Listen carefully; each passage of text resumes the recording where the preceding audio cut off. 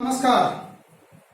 सर्वप्रथम समस्त भाई लोगों से मैं अपील करना चाह रहा हूं कि मेरी वीडियो को अपना अमूल्य समय निकालकर अवश्य सुने और इसको सब्सक्राइब करें और पड़ोस वाली घंटे को दबाएं, वो ज्यादा से ज्यादा शेयर और लाइक करें।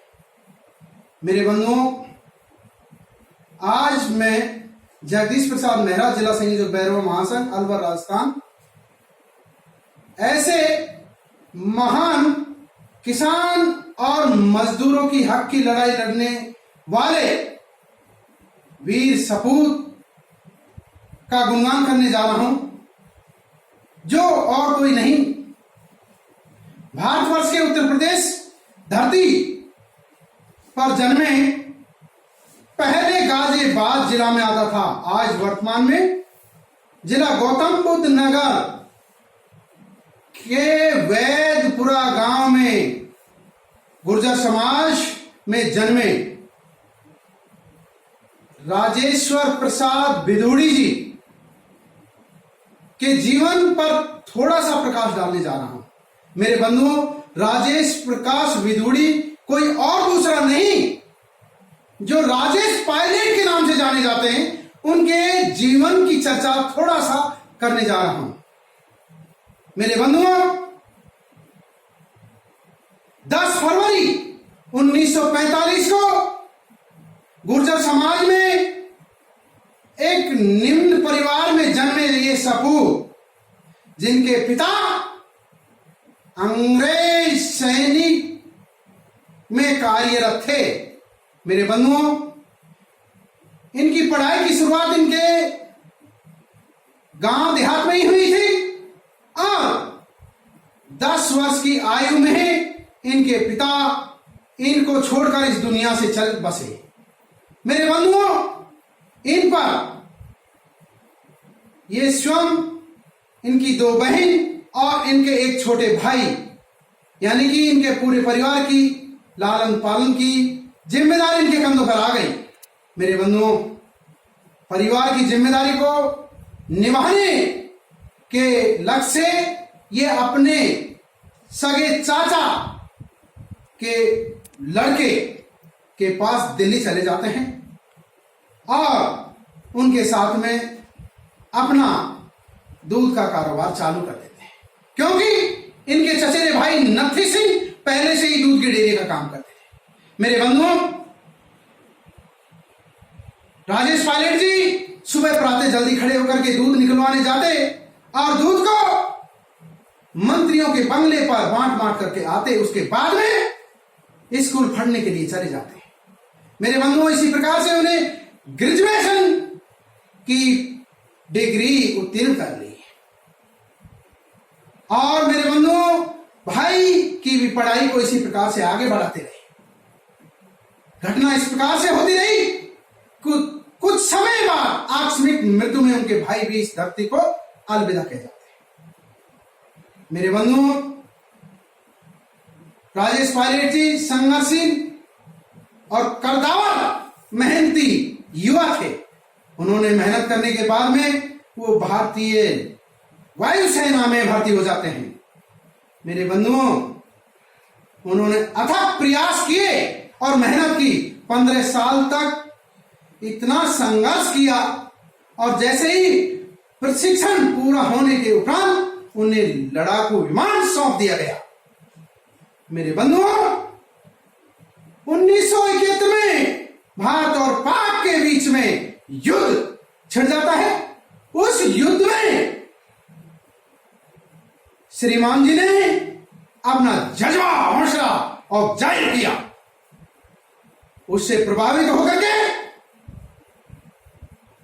वायुसेना के पदाधिकारियों ने इन्हें पद्म श्री से सम्मानित भी किया। मेरे बंधुओं, 15 साल की मेहनत के बाद में क्वार्टर लीडर के नाम से भी ये फेमस हुई और उसके बाद में 1974 में रमा पायलट जी के साथ में इनकी शादी हो जाती है और उनके साथ में हनीमून मनाने के लिए नैनीताल चले जाते हैं मेरे बंधुओं, नैनीताल। इस प्रकार से जीवन शैली आगे बढ़ती है।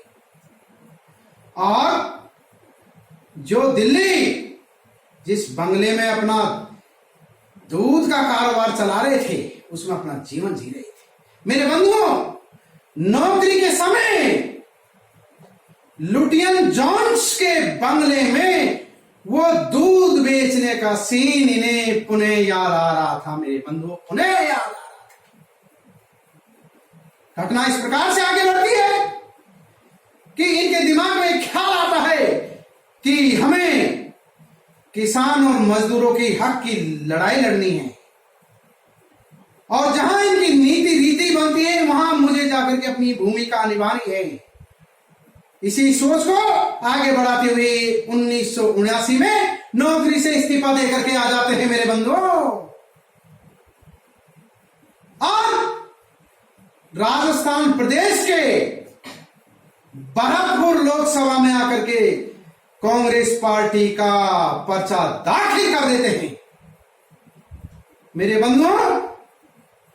कार्यकर्ताओं की अपील और गुहार सुनने के बाद में इन्होंने अपने नाम के साथ में पायलट लगाना स्वीकार कर लिया, और रामेश्वर प्रसाद विदुड़ी जी की जगह राजेश पायलट के नाम से पर्चा दाखिल कर दिया मेरे बंधुओं।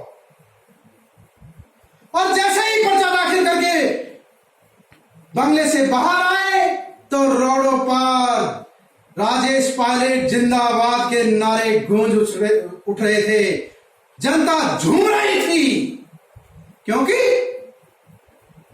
ये युवक और संघर्षशील और मजदूर किसानों के मसीहा के रूप में अपनी कदम को आगे बढ़ा रहे थे मेरे बंधुओं। भरतपुर के राजघराने की सदस्य महारानी को इन्होंने पराजित कर दिया। पराजित करने के उपरांत मेरे साथियों, ये 1991 से और 1993 तक केंद्र की सरकार में टेलीकॉम मिनिस्टर के रूप में कार्यभार देखा। उसके बाद में मेरे बंधुओं पीवी नरसिम्हा राव जी ने एक विवादास्पद तांत्रिक चंद्रा स्वामी जी को उनके मंत्री पद से हटा करके राजेश पायलट जी को टेलीकॉम मिनिस्टर की जगह 1993 से 95 तक आंतरिक सुरक्षा मंत्रालय का कारोबार सौंप दिया गया मेरे बंधुओं। वो कोई और नहीं, तांत्रिक चंद्रा स्वामी जी के आगे अच्छे अच्छे मंत्री और अधिकारी भी सिर झुका करके चलते थे मेरे बंधुओं। राजेश पायलट जी ने उनका डट के सामना किया, और उनका जो उनमें गलतियां और खामियां थी उसका सामना करने के बाद में उन्हें उसके खिलाफ कार्रवाई की और उनको जेल भिजवा दिया गया मेरे बंधुओं। इसका खामियाजा माननीय राजेश पायलट जी को भोगना पड़ा। आगे समय का दौर इस प्रकार से चलता है कि राजेश पायलट जी ने 1987 में जय जवान जय किसान के नाम से एक अपना संगठन रजिस्टर्ड करवा दिया और उस पर कार्य कर रहे थे मेरे बंधुओं। समय इस प्रकार से आगे की कदम बढ़ाता है कि राजेश पायलट जी, उनकी धर्मपत्नी रमाबाई जी, उनकी पुत्री सारिका जी और पुत्र सचिन पायलट एक साथ अपना जीवन व्यतीत कर रहे थे। उन पर आतंकी हमला होता है, लेकिन फिर भी उनका जीवन बचाव की ओर बढ़ जाता है मेरे बंधुओं। किसान और मजदूरों के मसीहा राजेश पायलट जी 11 जून 2000 का वर्णन करने जा रहा हूं, जो कि आगरा से जयपुर राजमार्ग के नाम से जाना जाता है। उसमें दौसा के निकट भंडाना गांव के समीप एक कार्यकर्ताओं के सम्मेलन को संबोधित करके राजेश पायलट जी जयपुर की ओर लौट रहे थे। उन्हें कार चलाने का भी अपना शौक था। मेरे बंधुओं, इस बात को मैं नहीं जानता कि किस प्रकार से संतुलन बिगड़ता है और ट्रोला से एक्सीडेंट हो जाता है। मेरे बंधुओं, उनकी ऐसी चोट आई कि उन्हें इस दुनिया का कुछ सुध बुध नहीं रहा और उनको ले जाकर के सवाई मानसिंह हॉस्पिटल जयपुर में एडमिट करा दिया गया। मेरे बंधुओं, दिनांक 11 जून 2000 की इस प्रकार से घटना है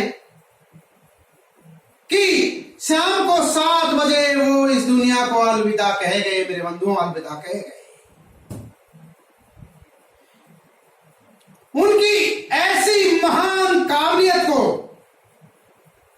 और यहां मैं किसी पार्टी का विश्लेषण नहीं करने जा रहा हूं, एक व्यक्तित्व के चरितार्थ पर मुझे गर्व है। इसलिए मैं ऐसे महान राजनेता को मैं और मेरे पूरे परिवार और पूरे समुदाय और क्षेत्र की ओर से बार बार हृदय से श्रद्धा सुमन अर्पित करते हुए उन्हें श्रद्धांजलि अर्पित करता हूं। मेरे बंधु, श्रद्धांजलि अर्पित करता हूं। ऐसी महान शख्सियत को याद करते हुए मुझे गर्व है कि उनकी जीवन की इस संघर्षशील प्रक्रिया को देख करके अपने आप में किसी न किसी प्रकार का हौसला अफजाई करना चाहिए। इतना कुछ कह करके मैं अपनी वाणी को उनके श्री चरणों में समर्पित करते हुए जय जवान, जय किसान, जय भारत महान का नाम